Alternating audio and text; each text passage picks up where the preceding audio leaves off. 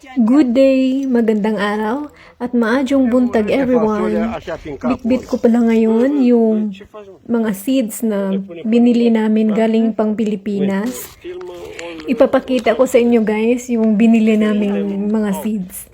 Ayan yung sitaw.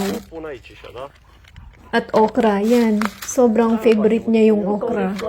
Cauliflower. Basta marami kaming binitbit papunta dito sa Romania. At i-try namin kung mabubuhay sila. Parang alugbati. Pechay, pakchoy, radish.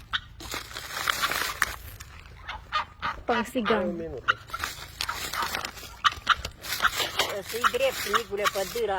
Alugbati.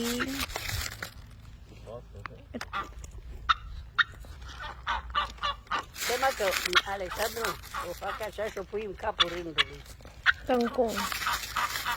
Să știi ce e. Sitaw. O vezi tu, da. Bataw, anong bati? At simula na nga yung aming pagtatanim. Tinulungan nga nila ako dahil para daw hindi ako mapagod.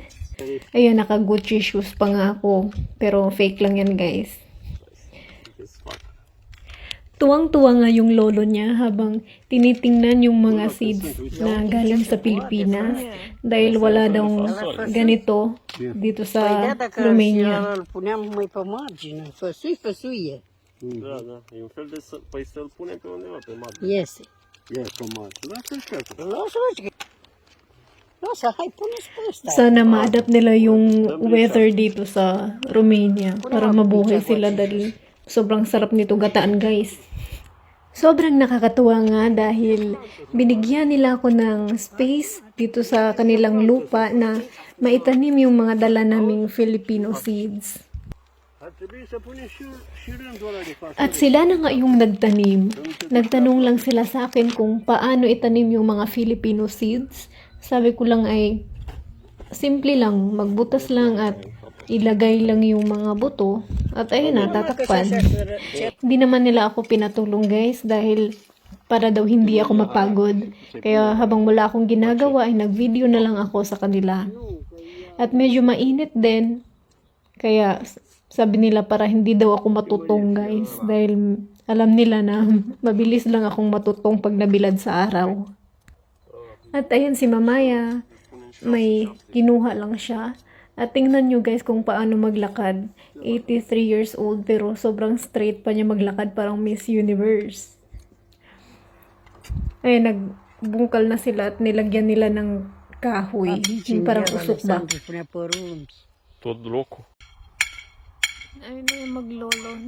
At dahil wala akong ginagawa, pinagdiskitahan ko muna itong damo.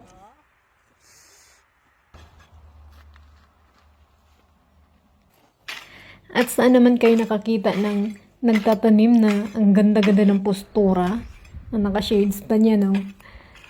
Dito lang sa kanila, pag nagtanim sila, ang ganda ng mga postura nila, guys.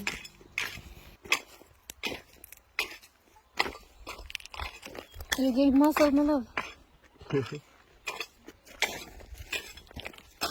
Yung ibang mga buto ay kailangan muna naming patubuin, kaya pinabungkal ko muna siya ng lupa at nilagay sa maliit na lagayan at tinulungan naman siya ni Mamaya. Vezi că trebuie să aibă ea o ruptură. Ia să vedem ce culoare au semințe. Tot așa sunt. Le pui tu, le pui eu.